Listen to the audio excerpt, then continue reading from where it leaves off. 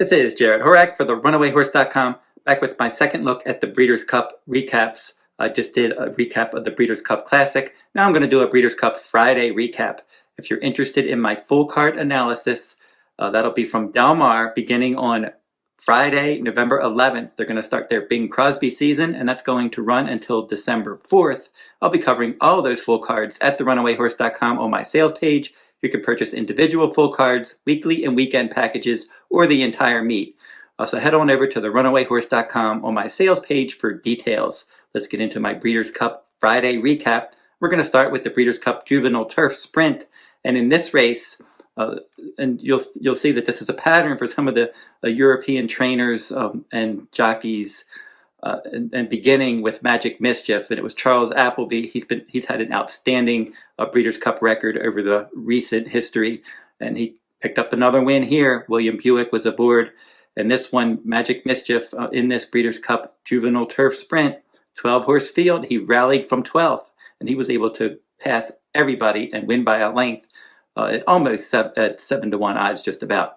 Dramatized from Ireland with Ryan Moore aboard, he was second. And then Private Creed, which I keep Private Creed in third in trifectas, but I was not able to get the winning trifecta. He was 10-1, and he was rallying for third. So the top finishers, they rallied from 12th, 9th, and 10th to finish in the top three. Right behind them, Persian Force under Frankie Dettori. Lady Hollywood was next. The big disappointment in here was Love Reigns. I liked her. I picked her on top.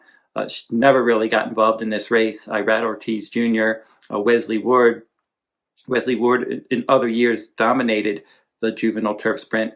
No dice this year. Love Reigns didn't run well. Some other disappointments: Speedboat Beach for Bob Baffert. Flavien Prat was aboard, was up on the pace, ended up weakening there. And then the Platinum Queen, a highly regarded overseas runner, ended up finishing 11th in the 12-horse field. So now the next Breeders' Cup race that they ran on Breeders' Cup Friday, that was the Breeders' Cup Juvenile Fillies. And in this race, Wonder Wheel, she won the Alcibiades. Now in the Alcibiades, she had the inside post, and she was able to get out there and control the pace, and she just lasted by a nose over late runner Chop Chop. So as I was handicapping this race, I thought the pace was going to be quick. There were multiple horses that could be close to the pace, and I was going to be looking for a closer. And I thought, well, Chop Chop closed so well when all the other speed horses did well in the Alcibiades. I thought, well, she has a good chance at a price to end up running well from off the pace. In this spot, she wasn't a price, and she didn't run well. She was actually the 2-1 favorite. They really hammered her in the wagering. I think other people probably thought the same thing, that there was a lot of pace, and then she may be able to rally, but she didn't. She had a wide trip, just a terrible trip there. She just never had a chance, and she faded and just ran poorly. But Wonder Wheel, as I mentioned, wired the field in the Alcibiades. She came from 11th place in this 13-horse field, and she got a great inside closing trip, and she just kicked away and won by 3 lengths. Great ride by Tyler Gaffalione. Leave No Trace stuck out in post 12 in this 13-horse field. She ended up stalking the pace from second, taking the lead, but she could not go with Wonder Wheel late. But she did hold second at 25-1 odds. Raging Sea is one that I picked her in the Alcibiades, and she ended up finishing third, but then she was placed fourth through disqualification. I liked her a little bit here, but more like underneath, because I thought with that poor draw, she probably wasn't going to be able to win. She did run well. She ended up rallying nicely to finish a clear third. She was 6-1. So maybe next year she's one that you could keep an eye on. Sabra Tuff, I keyed that one underneath in some trifectas and superfectas, and she ended up finishing fourth at 62-1, but I didn't have the right winning combinations there. But I thought that she had a very good chance to finish third or fourth. And then some other disappointments here. Atomic Lee for trainer Todd Pletcher ended up finishing seventh. She didn't really run well. And Tell Me No Lies, the best West Coast filly, she ended up finishing eighth. She didn't really do well there. And then Chocolate Gelato was the second choice for Todd Pletcher. She finished 12th. And then Chop Chop, as I said, wide trip, poor effort. She ended up finishing 13th and last. So now looking ahead to next year, Wonder Wheel is going to be your 2-year-old filly champion. Mark Casse did a great job with her. She had started early in the summer, and then he gave her a break, and he was pointing to the fall, and that really paid off because she won the Alcibiades Grade 1, and then the Grade 1 Breeders' Cup Juvenile Fillies, both at Keeneland, both at a mile and a 16th, and now she's your two-year-old champion most likely. One of the horses that I think I'm going to think that has a chance to be better next year is Raging Sea. She won her 7 furlong debut, and then second time out she jumped right into the Alcibiades and she ran okay there. And then in this race from that far outside post, I thought she performed well. So Raging Sea is one that I'm going to keep an eye on the Kentucky Oaks Trail for next year. But no doubt that Wonder Wheel was your top 2-year-old filly this year. Also now the next race was the Breeders' Cup Juvenile Fillies Turf.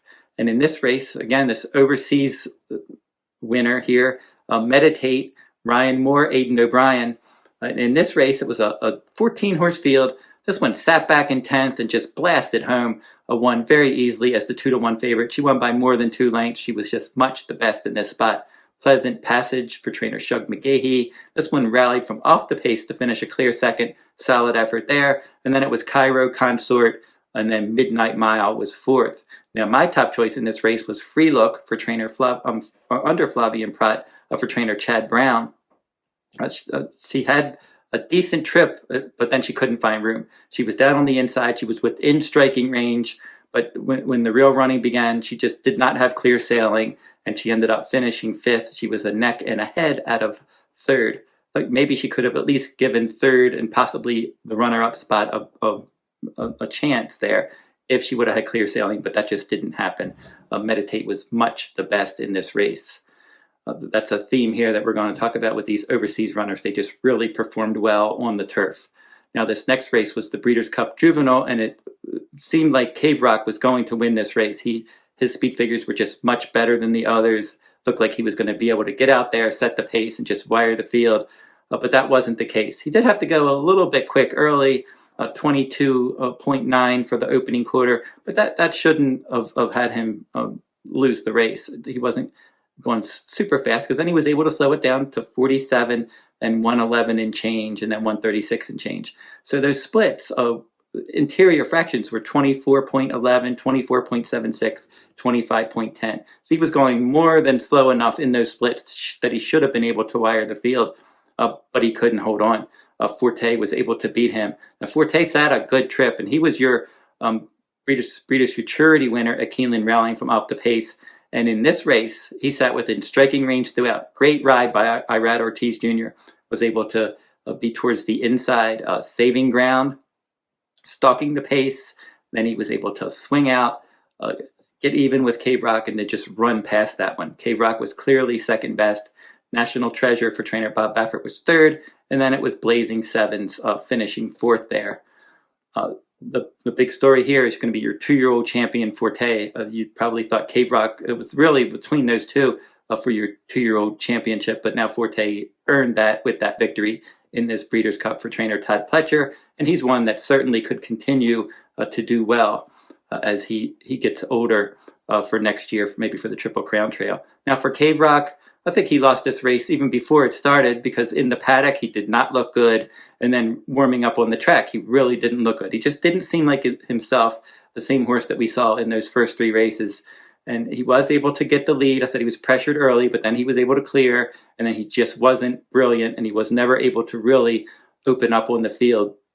And Forte made him pay in the stretch to win by a length and a half. And National Treasure could be another one that could improve next year as well. And then Blazing Sevens for trainer Chad Brown. He ran okay. He was well clear of the rest in 4th. Then the next race that we'll do will be the final race for Breeders' Cup Friday, and that'll be the Breeders' Cup Juvenile Turf. In the Juvenile Turf, Ryan Moore, Aidan O'Brien again, and this time from the inside post, Victoria Road, bred in Ireland, was able to sit in mid-pack and then just pounce on the leaders and then just get up by a nose. It was an excellent effort. Silver Knott for trainer Charles Appleby. That was a nose back, a clear second. And then Nagirroc was 3rd, Moustache, and then Battle of Normandy.